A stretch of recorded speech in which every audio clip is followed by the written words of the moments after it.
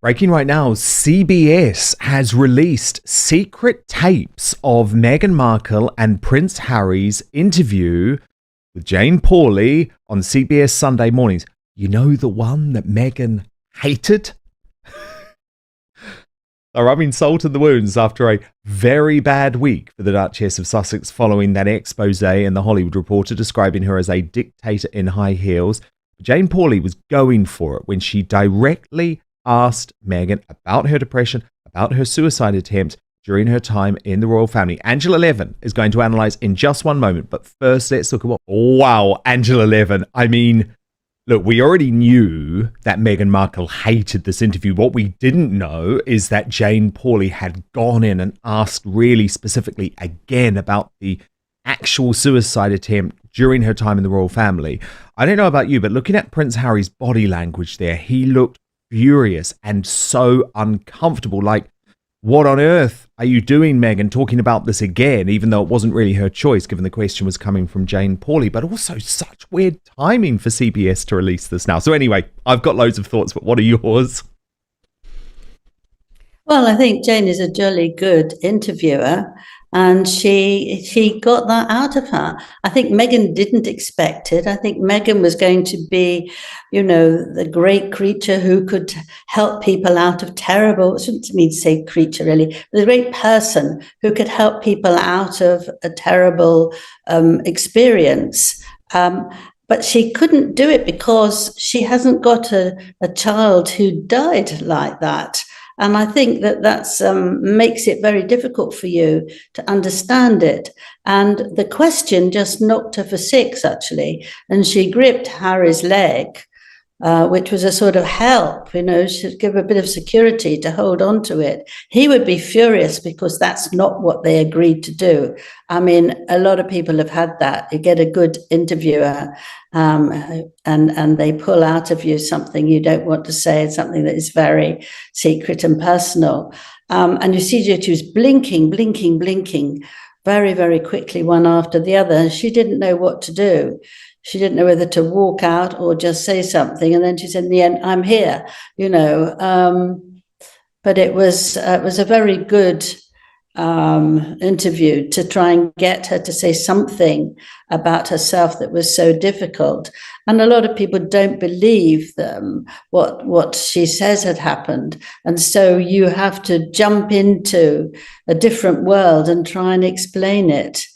Well, I don't believe it. I don't believe it. And the thing is, Angela, I think now they don't even believe it themselves. I think they're embarrassed about that Oprah Winfrey interview. They want to pretend almost like it never happened. But you can't erase it from history. Yes. I don't know about that. I think that they felt that they had to get that off their chest because they'd had such a terrible time. They were terrible victims. And I think they've been completely surprised, especially Meghan, that people didn't take that for granted. You know, say if you've got a house with fantastic house with 16 bathrooms, you know, you do all that stuff, 2 children now, you don't have to moan like that. But she is so determined to win these rows, and she thinks that other people will agree with her because she's so important. She's a global wonder, and whatever she does is right. But a lot of us, and especially as time goes on, more people look back on it and think how disgusting it was to do it. And also with Oprah, that she didn't behave like a really good interviewer because she would know how to do that. She just let it ride, and shocked. She didn't actually ask her any questions that could get to the bottom of that. No pushback whatsoever. No pushback, no details. It was just an opportunity for them to spout lies. And actually, it's interesting. I think Oprah's embarrassed about that interview too because it really damaged her reputation. Harry wasn't asked anything quite so personal, but there was a new Q&A with him. It is easy. It is simple. Just hit that subscribe button on YouTube. That's because over 50% of you watching this video haven't done that yet. And it is the best way. What did you make of that, Angela? Well, I think he's just very, very anxious about so many things. I think he's very scared. He's scared about his own life, and therefore he's scared about his children's life. And he's scared about Meghan's life. And I think that that's part of his mental health issues, that he actually needs help with this, and he's not getting it. I don't know how he's been to so many different people, but it seems no one has been able to calm him down. And the reason to say he won't bring the children to London is also part of that. They would be safe, of course they would. I mean, they'd be looked after by the royals and by the police and everything, but he can't trust anything. I think it's in a very difficult state about how they can get through life. And when talking to those two young women, that comes out there too, that they will give him hope if they feel that they can do things, because I don't think he feels he's got the hope. I think he finds the whole world is too much for him. That's why one has to be careful how you talk about him and what he's doing. Because, of course, he has had lots of mental health issues in the past. Let me say, though, just if I can interrupt you, please, that when he was talking to those girls, he was saying how much on the Diana Award, he was saying how much she would love it. My mum would be incredibly proud of you guys, the way that you do it, your activism, your compassion, those things that my mum led her life and she believed in it. It's incredible. So thank you. And I just before I came on, an email. I had several this afternoon, but had this one from Tisha in America. And she says, since when does Harry think he has the right or the brains to speak on behalf of his deceased mother? He is not her voice. How dare he keep using the late Princess Diana in order to garner attention and favor with the American public? I mean, that's pretty hot stuff. And I think that that's their popularity going down, that people feel, how dare he talk about his mother like that? How does he know? And I think none of us know how much our mother, especially if he was 12 when she passed away, he has to be careful about that, because that's also, he needs to tread very delicately, just as much he might talk about his children and Meghan and everybody. And he's also going to be careful about his mother, because I think people still love her and we all remember her so clearly, that he doesn't have the right to say very firmly what he thinks she thinks. No, I know. And I always just feel so sorry for William in all of that, because they made that deal, didn't they? They made that deal on the 20th anniversary of the death of Princess Diana in 2017. We are not going to keep invoking the name of our mother for publicity. That's it. We move on. And of course, now it's something that Harry does all the time. And as you say, how can he know what his mother would have wanted? And actually, Angela, let me tell you, if there was one thing that his mother would have wanted more than anything in the world, it was for him and William to be reconciled and for him to be there as a support for William, which of course is a way that he's let his mother down. Yeah. Now, he said that very clearly, very, very clearly. That's what she wanted. And for one time, I mean, he told me that he felt that he wanted to be William's right-hand man when he becomes king. The fact that obviously hasn't worked. But you can't actually say those things. And I think this thing to garner attention and favor is a terrible thing to say about him. But other people said this similarly, and they just don't like it. No, indeed. Now, look, still lots of ongoing fallout about the aforementioned Hollywood Reporter expose, where Meghan Markle was described as a dictator in high heels, terrifying. Apparently, she makes male staff members cry. This is all in Hollywood.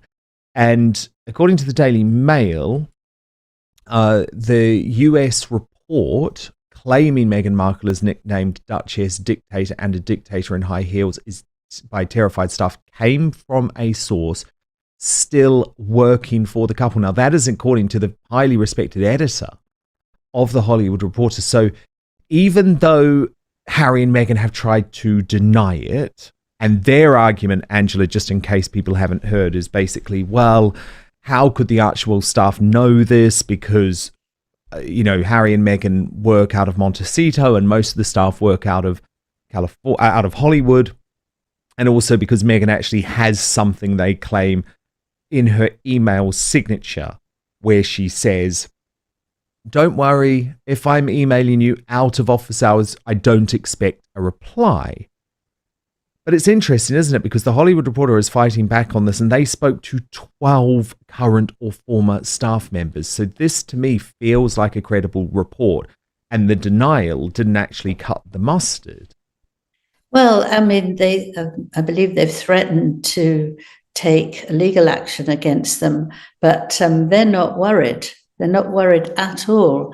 So that means that they feel very strongly. I don't think that they would have the CEO saying something so powerful about them, or Meghan mostly, without going through every possible slipping area. They wouldn't have said that unless he was really, really clear that they're not going to take the magazine to the court and get out millions from it. You don't do it, do you? No, because imagine, Angela, that would actually, I just do not believe that Meghan would ever consider that, because imagine if the staff members then said, okay, you're going to have to release us from our confidentiality agreements, our non-disclosure agreements, because we want to give evidence. Yeah, that or would the go Hollywood back to Reporter. That would go back to before they left the royal family in 2020. If they start doing with some, then there'll be a route out for others, and then it would be just too terrible. I mean, she's used to being fearsome and strong and determined, but actually, if you start getting to a law business like that, it can really crush her to pieces. Well, it would be disastrous. It would be absolutely disastrous. But I do think the thing that is so sick, Angela, is that Meghan knows when she's making these denials that none of the members of the Sussex Survivors Club can speak publicly, because in the UK, they are subjected to the Official Secrets Act, which means that actually speaking out about what really happened with Meghan could see them sent to jail. And in the US, these Hollywood NDAs are very tightly enforced. So I think it's really bad, because Meghan can say whatever she wants and can make all of these denials however she wants, knowing full well that these staff members are legally unable to speak publicly or put their name on the record to the allegations they've made. And as you have previously revealed on this show, Angela, the Sussex Survivors Club, it just gets bigger, doesn't it? You were talking about something like close to 40 staff members actually now had left. Yeah. The thing is, this is not the only couple that stop people writing about them. No. Most of famous people do actually stop their, people who come to clean or to help them at all levels. They stop them from actually talking about them, and they have to sign these long forms, pages after page after page. I know when I was doing more sort of interviewing for writing rather than talking about it, that I had to sign this, that I wouldn't say that I noticed, there was a leak in the building or something like that. You have to be very careful. And so they're just following what is done. And at the royal family, they also get people not to agree that they won't talk about things. So it's not unusual, but it is still very, very difficult. And when it comes to the fact that there's huge animosity on both sides, then lawyers often can. In other royal news this week, Angela, Catherine has returned to work. Was this quicker than you expected? Is this what, sorry? Was this earlier than you expected her to be back at work? Yes and no. We saw her come out and we saw her talking in that wonderful video. So there was energy there. It wasn't just, I need to sit down and say this. It would take quite a lot of energy to get that going. And I think that she is anxious to speak about the thing that she most cares about, and that's babies and children and how to get them in, the right position in the world and with their families, and so they can grow into decent adults. And a lot of the problems of people is from their childhood, and I think she wanted to do that. It was very near her. It was she didn't have to travel far or no distance at all. They sat down very nicely and they talked. And I think that was the first trial of how she could manage. But I don't think we're going to see a great deal of her. We're not going to see her racing or, doing any sport or anything like that. She's going to look after herself because she wants to be careful, and you need to be at this moment because it'll take a long time for her to get over it. And I think that she wants to also give as much love and attention she can to the children. So if, and I hope that absolutely doesn't happen, something happens to her, she's not well for a long time, that the children will remember for the joyfulness and the encouragement and the love that she gave them. And I think that anybody who criticizes that should be ashamed of themselves. Very good point. Very good point. Now, as for William, Angela, Prince William, I know we should be talking about his homelessness project, which is why he went to Scotland this week. However, everyone, Angela, is swooning, absolutely swooning over William's beard.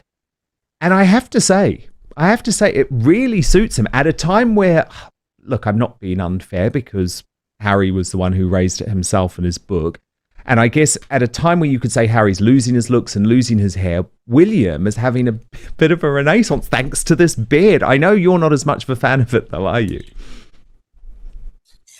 No, I don't think it suits him particularly, but I quite understand that everybody does. I mean, there's a sort of naughtiness there that is very attractive for some people. I mean, I think it's also a bit too stubby for me, but I like it. Yeah, well, you've got a bit stubbies too. Yes, I do. I do indeed. Yes, that's what you like.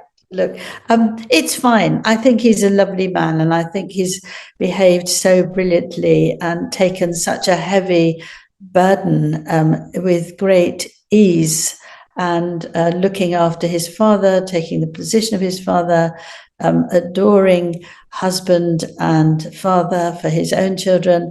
And I wouldn't want to criticize him at all about anything. So if he wants to keep the beard, please do.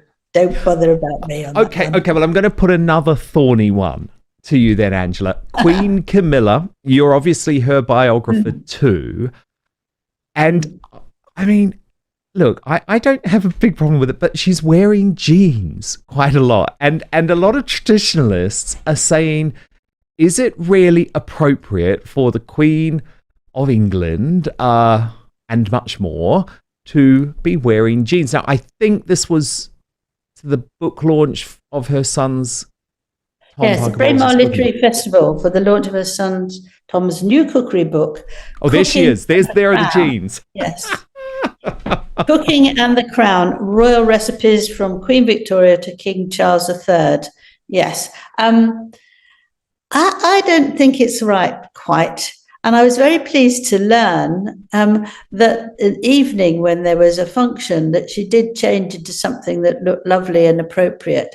But I think she likes, I mean, before she got very, very involved with the Prince Charles then, that's how she dressed every day. She was always with a sloppy jumper. That isn't a sloppy jumper. That's quite neat and smart. And jeans. And that's where she feels very comfortable. And during COVID, that's how she dressed a lot. But I still feel that it takes away some dignity. And I think that somehow it should be more ordinary, as much as ordinary as you like. But I think those blue jeans aren't quite right for such a woman like her. I think it's inappropriate. Very bad week or the Yorks, Angela? This is as a result of the new Amazon Prime series, A Very Royal Scandal. So this is yet again looking at Prince Andrew's interview with Emily Maitlis. She is the BBC interviewer. This was the interview that effectively ended his royal career. Now, this version of the show, Angela, is based on Emily Maitlis's book. So it's her version of the story. I have to say, they've taken loads of poetic license. Loads of things in this are just not true at all. But fundamentally, it makes Andrew look terrible, doesn't it? That's what it's designed to do, to make him look even worse than he did before. But we've both watched this. Did you like it, the show, or what did you think of it? No. Well, I thought, oh, for goodness sake, it's so boring. I don't want to see Emily Maitlis be in the limelight. I think that Ruth Wilson is a jolly good actress and very beautiful, but I don't think she captured Maitlis either. It was weird. Her voice was weird. Yes, her voice was very weird. It was look down on the throat, but it also was. But it was also, she's very soft.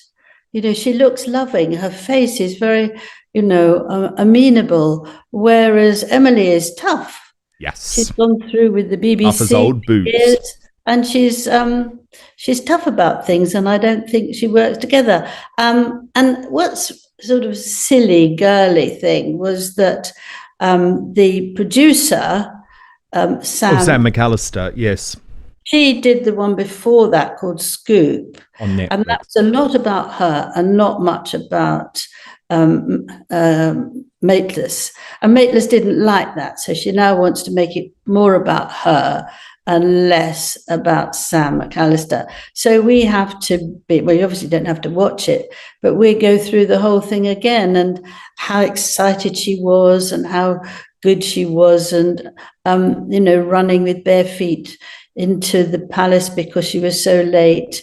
But nobody can do that, I've discovered, because it's all full of rocks. Rubbish. Yeah.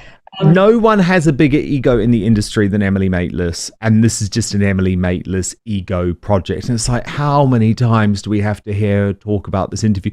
Which, by the way, she didn't even get the interview herself. I mean, it was all procured by Sam McAllister, and she was handed it on her lap, So, yeah, I wasn't a big fan either, if I'm completely honest. But there has been... So we've seen it so many times, haven't we? We know how it was. We know how badly he behaved. We know that he actually fell short of understanding how this could absolutely ruin him. Whereas Beatrice, his daughter, did and said, don't do it, but he didn't listen. And then she was very, very upset, and she offered to give up her wedding because she felt no one would come because he'd behaved so badly. And the one thing was that he never apologized. And that was the key to people's response as well. Very important word. I'm so sorry this happened. But he didn't. He thought he'd done a marvellous job. He told his mother, the Queen, afterwards that it went brilliantly. Yes. And then he offered to take them all around Buckingham Palace to show them, what it was like, which they were delighted to do. But they couldn't quite understand why he was so thrilled with them that he did that. He didn't actually understand how terrible he sounded. And I think... Oh, sorry, Sorry, go on. Well, no, I was just going to say, because of course a lot of the drama is set within the grounds of Royal Lodge on the Windsor estate, and of course that is the 30-room mansion that the Queen Mother used to occupy, which King Charles is really wanting Andrew out of. He doesn't think he needs it. He doesn't deserve it. He's offered to put him up in Frogmore Cottage instead. But this week, Angela, we learned that Sarah Ferguson, the Duchess of York, Fergie, is not going to move out of Royal Lodge either. What's going on there? Well, she bought, with help from her daughters, it was very nice of them, a £4 million sort of flat, and it only has 2 bedrooms. And it was empty for a long time. That varies. between 1 year and 2 years. And she's lent it out now and getting a very good sum of money. I think it's 10,000, I'm not sure.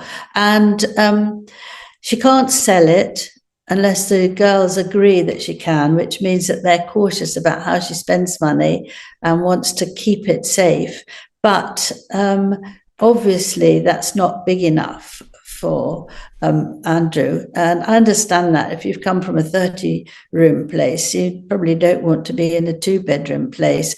But she's going to stay with him, and they get on very well there. And I think one of the main things is, A, that it's very expensive, although that shouldn't bother the king. But secondly, that the building is collapsing, it's leaking all over the place. It looks very shabby, and it's in a terrible condition. And I think they need to move out for that practical reason, not necessarily nastiness and not necessarily trying to make their lives difficult, but it's in a very, very bad state, and it's a great big mansion, and it needs actually a lot of builders in there to pay for it to look in it decently now.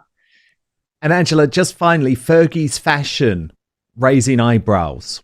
Yes, well, she's wearing very similar clothes to Catherine, and where Catherine looks wonderful on them because she's so thin, Fergie does not. I mean, she can look nice in the things that she wears, but if you try and copy someone in a red dress that's tied up and other things that don't suit you, I mean, people don't need to copy people. You need to really try and do something that fits you. Can I just tell you one other thing? Oh, yes, please. Very new. That is that Canada has said that they don't want Meghan at their next Invictus Games in 2025. Really? Yes. They don't want her. Harry has to come on his own. They don't like it because they demand too much. She demands too much. True. This is Canadian authorities. This is not just any bit in the newspaper. That she takes the limelight off the people who've been in the military. They're not get the same attention as they should, and they don't like the way she's dressed. I think this goes, which actually completely shocked me, in Germany when she marched or did a sort of Dior sort of march in very, very short shorts in front of quite a long line of people who had been part of the games there.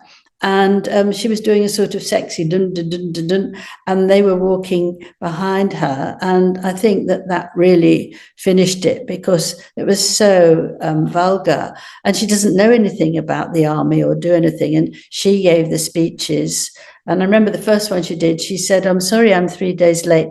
I had to give my 2 babies milkshakes." And you think, oh, help. It's not been quite as bad. But I think they don't like it. I've had a lot of letters from people in Canada saying, "Will you please do something about this? We don't want to doing it." But I have no power over that, I'm afraid. But they have decided that they don't want to. I mean, she might pretend that she's not well, or she's going somewhere else, or doing something. And if the two are going in separate ways, we don't know what's going to happen at the end of that. Thank you so much for watching Dan Wootton Outspoken.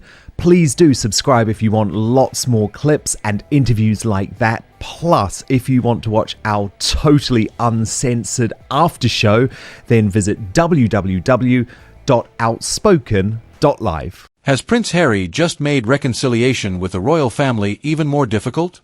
Just hours after losing his high-profile court appeal over UK security, the Duke of Sussex sat down for a revealing BBC interview in which he spoke candidly about his legal battle, his relationship with King Charles, and his hope for reconciliation. However, his comments have triggered intense criticism from royal commentators, who argue that his latest interview may have widened the divide rather than narrowed it. Today, we'll break down the key moments from the interview, examine the reactions from a panel of royal commentators, and explore why this latest chapter has once again placed the royal family at the center of global attention. The discussion begins with Prince Harry's unsuccessful appeal concerning his UK security arrangements. Harry had challenged the government's decision regarding the level of publicly funded police protection available to him while visiting Britain after stepping back as a working royal. According to the court, the existing arrangements were lawful, and the appeal was dismissed. For Harry, however, the issue has always been about protecting his wife and children whenever they return to the United Kingdom. The presenters described this legal defeat as a major turning point, noting that Harry had previously called it one of the most important cases of his life. Within hours of the judgment, Harry agreed to a BBC interview that quickly became the focus of headlines around the world. One of the interview's most discussed moments comes when Harry says he would like to reconcile with his family. He acknowledges that some relatives may never forgive him for writing his memoir or for speaking publicly about private family matters. Even so, he explains that he no longer sees any value in continuing years of conflict. Harry also reveals that communication with King Charles has reportedly broken down over the ongoing security dispute. He says he does not know how much longer his father has, adding that life is too short to remain divided. Those comments immediately became one of the interview's biggest talking point. Following the interview, the panel offers a very different perspective. They argue that while Harry speaks about reconciliation, his decision to discuss private family matters in another televised interview makes rebuilding trust significantly more difficult. The commentators suggest that repeated public interviews, the Netflix series, and Harry's memoir have all contributed to the current breakdown in family relationships. In their view, genuine reconciliation would require private conversations rather than continued public discussion. These are the panelists' opinions and interpretations rather than independently verified facts. Another major point of discussion centers on Harry's comments about King Charles. When Harry says he does not know how much longer his father has, the panel criticizes him for publicly referring to the king's health. The commentators argue that discussions involving serious medical conditions should remain private and believe such remarks could place additional pressure on an already sensitive family situation. Others, however, may interpret Harry's statement differently, viewing it as an expression of concern for his father rather than an attempt to create controversy. This difference in interpretation highlights how divided public opinion remains whenever the Sussexes speak publicly. Looking ahead, Harry's legal options regarding security appear limited following the court's decision. Attention now shifts toward whether private communication between Harry and the royal family can eventually resume. Although Harry says he wants reconciliation, many commentators believe meaningful progress will require both sides to move discussions away from public interviews and into private conversations. Only time will determine whether that becomes possible. Prince Harry's latest BBC interview has once again reignited one of the world's most closely followed family stories. His comments about reconciliation, security, and King Charles have generated intense discussion, while commentators remain sharply divided over what his interview means for the future of the royal family. As with many stories involving the monarchy, separating confirmed facts from personal interpretation is essential. Harry has shared his perspective, commentators have shared theirs, and the full picture remains known only to those directly involved. What do you think? Can Prince Harry and the royal family still rebuild trust, or has too much happened over the past few years? Share your thoughts respectfully in the comments below. If you enjoyed this breakdown of the latest royal developments, don't forget to like this video, subscribe to the channel, and turn on notifications so you never miss our latest updates. Thanks for watching, and we'll see you in the next video.